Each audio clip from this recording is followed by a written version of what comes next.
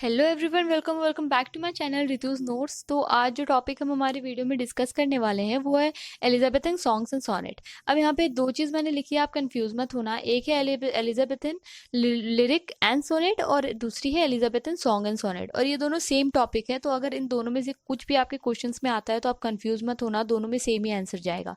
तो बिना देर किए हमारी वीडियो को शुरू करते हैं। लेकिन अगर उससे पहले अब तक आपने मेरे चैनल को सब्सक्राइब नहीं करा है तो प्लीज़ कर लो।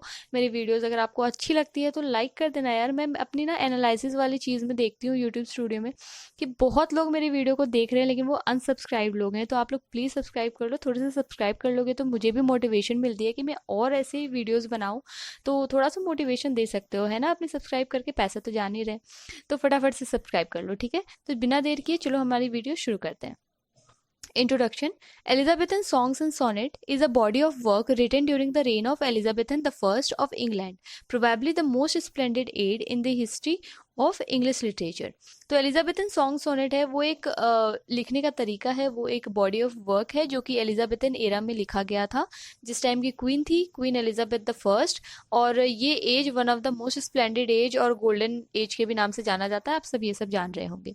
और मैंने एक वीडियो भी डाली है एलिजाबेथन एज में, अगर वो अब तक आपने नहीं देखा है तो मैं डिस्क्रिप्शन में उसकी लिंक दे दूंगी, आप प्लीज आकर चेक कर लेना।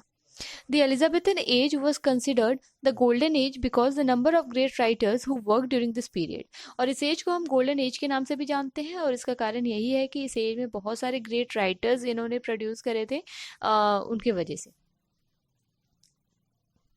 Elizabethan songs and sonnets. Elizabethan age was rich in songs and sonnet. Elizabethan जो एज है वो बहुत ही फेमस हुआ था सॉन्ग्स एंड सोनेट के बारे में। During the Elizabethan period England became a nest of singing birds. तो एलिजाबेथन एज को हम नेस्ट ऑफ सिंगिंग बर्ड्स के नाम से कहते हैं। इंग्लैंड उस टाइम में कहलाने लगा था the nest of singing birds. Sonnet is derived from the Italian word sonetto meaning a little sound. और सोनेट वर्ड जो है वो एक इटालियन वर्ड से डिराइव हुआ है। वो वर्ड है इटालियन वर्ड सोनेटो, जिसका कि मतलब है अ लिटिल साउंड, थोड़ी सी sound.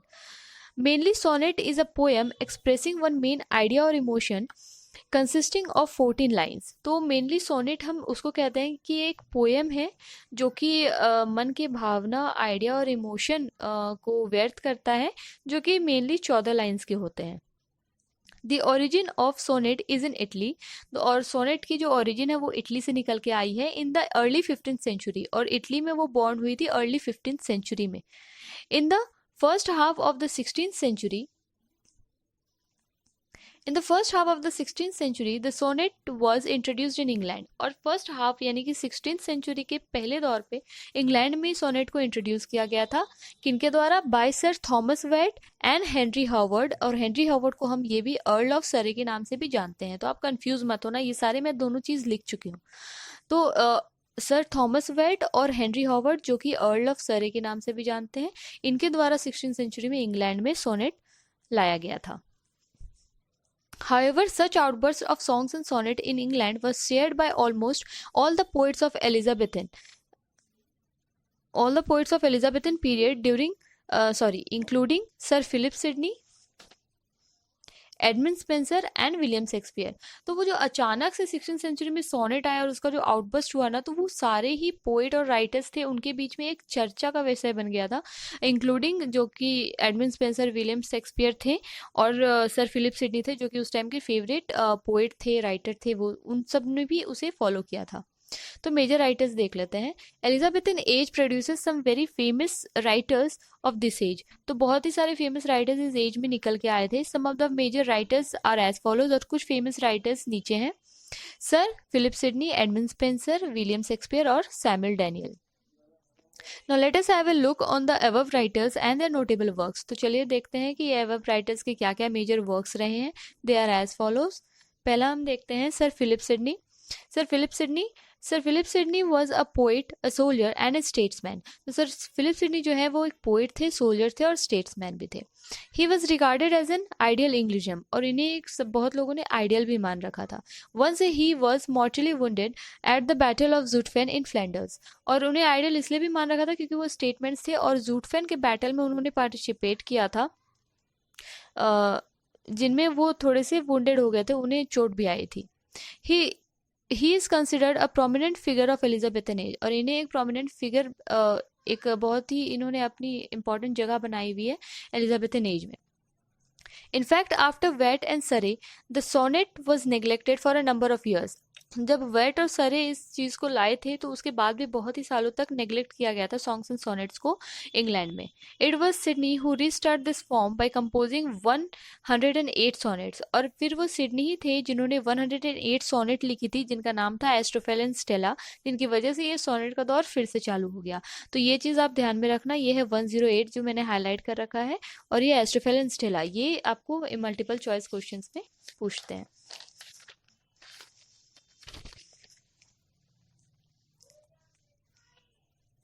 As a sonneteer Sidney is place next only to Shakespeare and Spenser. तो जब सोनेटर की बात आती है तो सिडनी का नाम शेक्सपियर और स्पेंसर के साथ लिया जाता है क्योंकि वो बहुत फेमस थे। His sonnets are mostly written in mixed Italian and English form, और इनका जो सोनेट है वो इंग्लिश और इटालियन लैंग्वेज में मिक्स्ड होता था। Some of the notable works of Philip Sidney are, और कुछ नोटेबल वर्क्स जो कि फिलिप सिडनी के हैं वो हैं एस्ट्रोफेल and Stella, Arcadia and apiology for poetry. ये सारे उनके फेमस हैं। दूसरा हम देखते हैं जो कि है Edmund Spenser. Edmund Spenser was greatly influenced by Aristotle and Chaucer, और एडमंड स्पेंसर एरिस्टोटल और जॉफ्री चाउजर से बहुत ही ज़्यादा प्रभावित थे। He was an English poet best known for his allegory the Faerie Queene. तो वो बहुत ही फेमस हुए थे अपने एक एलिगरी के लिए जो उन्होंने वर्क लिखा था जिनका नाम था द फेरी क्वीन है। He was known as poets poet by Charles Lamb. इस चीज़ को भी आप हाईलाइट कर लेना अपने जब आप नोट्स बना रहे हो। ये भी मल्टीपल चॉइस क्वेश्चंस में बहुत बारी पूछा गया है कि poets poet by Charles lamb किसे कहा गया था, तो वो एडमंड स्पेंसर को कहा गया था। Some of the notable works are as below. तो उनके कुछ नोटेबल वर्क्स जो कि फेमस है वो नीचे हैं, जो कि है Amoretti, the Faerie Queene, Shepheardes Calender, Prothalamion. Edmund Spencer wrote Amority. It was a sequence of 88 sonnets addressed to his wife Elizabeth Boyle. तो ये Amority जो है ये एडमंड स्पेंसर ने लिखा था, और ये 88 सोनेट था, 88 लाइन का सोनेट था जो कि उन्होंने एड्रेस किया था अपनी वाइफ के लिए लिखा था, और उनकी वाइफ का नाम था Elizabeth Boyle. In this sonnet Spenser express the feeling of his heart in a sincere and unaffected manner without the use of allegory. तो ये जो है उन्होंने दिल से लिखा था अपनी वाइफ के लिए, और इस तरीके से लिखा था कि इसमें थोड़ी सी भी एलिगरी नहीं थी, बस सोनेट था।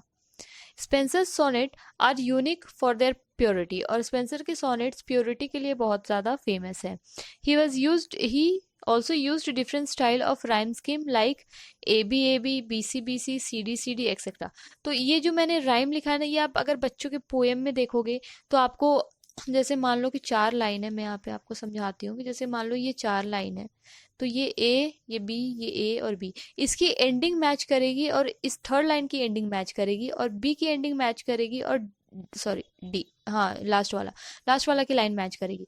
तो ये और ये एंडिंग सेम होगा, ये और ये एंडिंग सेम होगा। जैसे अगर आप एग्जांपल में लो तो twinkle twinkle little star how I wonder what you are, तो ये स्टार और आर जैसे मैच हो रहा है दोनों लाइन में, स्टार और आर। उसी तरह की राइमिंग ये यूज करते थे अपने सोनेट में, जो कि पहला और थर्ड लाइन मैच करता था, और सेकंड और लास्ट लाइन मैच करता था, और फिर दूसरे स्टैंजा में पहला और थर्ड लाइन मैच करता था, सेकंड और लास्ट लाइन मैच करता था। तो इस तरीके से वो लिखते थे। तीसरा हम देखते हैं कि William Shakespeare is taken as the finest dramatist of all time, और हम सभी जानते हैं कि विलियम शेक्सपियर को एज द फाइनेस्ट ड्रामेटिस्ट कहा जाता है। सबसे पहले ड्रामेटिस्ट का नाम लो तो विलियम शेक्सपियर का ही आता है। He began his career as a play actor and then move to play writing, और पहले ये प्ले एक्टर के दौर पे उतरे थे स्टेज में, और फिर उन्होंने प्ले राइटिंग शुरू कर दी थी। He had a great dramatic as well as poetic gift, और उन्हें आप कह सकते हो भगवान का वरदान था कि वो एक बहुत ही अच्छे ड्रामेटिस्ट थे और पोइट भी बहुत अच्छे थे।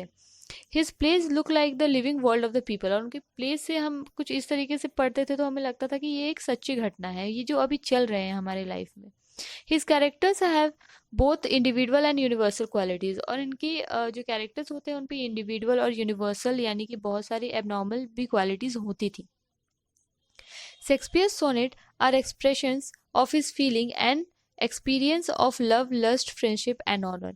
और जो भी ये लिखते थे वो आप कह सकते हो वो अपनी फीलिंग को व्यक्त करते थे, और जो भी उन्होंने एक्सपीरियंस किया है अपने लव में, लस्ट में, फ्रेंडशिप और ऑनर में, इन सबको वो अपनी सोनेट के द्वारा दर्शाते थे। शेक्सपियर रोट 154 सोनेट, और उन्होंने टोटल 154 सोनेट्स लिखा था, फर्स्ट पब्लिश इन थोरप्स एडिशन। और पहला इनकी सोनेट को जो पब्लिश किया था उनका नाम था Thorpe's edition. Most of our critics agreed that Shakespeare sonnet consist of two groups of poem, और बहुत सारे क्रिटिक्स हमारे एज के ये भी कहते हैं कि शेक्सपियर ने अपने सोनेट्स को दो भागों में डिवाइड किया था। पहला है फेयर यूथ, जो कि है एक लॉन्ग सीरीज, और दूसरा है द डार्क लेडी, जो कि एक शॉर्टर सीरीज है। और फेयर यूथ लॉन्ग सीरीज में सोनेट 1 to 126 हमें देखने को मिलती है, और सेकंड वाले में 127 से 154 तक देखने को मिलती है।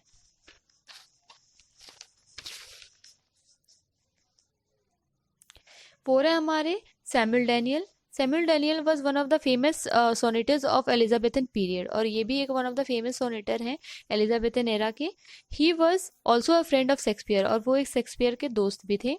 ही followed Spenser and Sidney in writing a sonnet sequence. तो स्पेंसर और सिडनी से वो बहुत प्रभावित थे, और अपने राइटिंग के थ्रू वो उनसे बहुत ही ज़्यादा इंस्पायर होते थे और कुछ उन्हीं की तरह लिखते थे। He wrote Delia using 3 quatrains following by a couplet as a general form. तो उन्होंने एक फेमस उनके सोनेट है जिनका नाम है डेलिया, वो उन्होंने सिंगल लिखी थी, और ये बहुत ही ज़्यादा फेमस है। और उनमें 4 क्वार्टरन्स और कपलेट्स, अब इसका मतलब जैसे कि 4 पैरा आप कह सकते हो, है ना, 1 पैरा, 2 पैरा, 3 पैरा। अब 4 पैरा हो गया सोनेटेड बाय 3 क्वार्टरन्स, तो 1 2 3 3 पैरा हो गया उन्होंने लिखा था, और लास्ट वाला बस 2 लाइन 1 क्वार्टरन्स लिखा था। तो इस तरीके से वो लिखे थे। His world famous sonnet was Delia, और उनके वर्ल्ड फेमस सोनेट का नाम है डेलिया। लास्ट में हम उसे कंक्लूड करेंगे कंक्लूजन लिख के। By the above discussion we may conclude that Elizabethan age was a very rich for its songs and sonnets. During this Elizabethan period, England was called the nest of singing birds। जो कि आप introduction में लिखते हो वही आप conclusion में भी लिख सकते हो, और मैंने भी यहाँ यही करा है कि बहुत ज़्यादा ना याद करने की ज़रूरत नहीं होती है।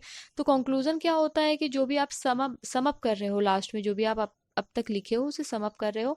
तो यहाँ मैंने फिर से वही बताया है कि इंग्लैंड जो है सिंगिंग बर्ड्स के नाम से जाना जाता था, और ये बहुत ही फेमस था, ये एरा रिच था सॉन्ग्स एंड सोनेट्स में। This period also produce some major sonneteers including Edmund Spenser, William Shakespeare, sir Philip Sidney and Samuel Daniel, और लास्ट में राइटर्स का नाम लिख दिया था। तो ये थी आज की हमारी वीडियो। अगर आपको हेल्पफुल हुई हो, आपके सिलेबस की हो, तो प्लीज़ मेरे वीडियो को लाइक करो, कमेंट में ज़रूर बताना कैसी लगी वीडियो, और अगर किसी टॉपिक पर वीडियो चाहिए तो कुछ दिन लेट हो सकता है, वीडियो आएगी ज़रूर। और भी मैंने बहुत सारे टॉपिक्स पर वीडियो बनाई हुई है, जो कि लिंक आपको डिस्क्रिप्शन बॉक्स में मिल जाएगी, और अगर नहीं मिली तो एक बार आप प्लेलिस्ट चेक कर लेना। आई एम श्योर कि आपको मेरी वीडियोस बहुत हेल्पफुल हो रही होगी। और जो लोग बिना सब्सक्राइब किए देख रहे हैं ना कि देखो बहुत बुरा कर रहे हो, प्लीज़ सब्सक्राइब कर दो, मुझे मोटिवेशन मिलता है, और आपको भी अच्छा लगेगा। सब्सक्राइब करोगे, बेल आइकन हिट करोगे, तो जब भी मैं वीडियोस डालूंगी तो आपको नोटिफिकेशन आएगी, है ना। तो प्लीज़ आप लोग मुझे इसी तरह से सपोर्ट करते रहो, मोटिवेट करते रहो। मिलते हैं हमारे नेक्स्ट वीडियो में नेक्स्ट टॉपिक के साथ, तब तक के लिए बाय बाय।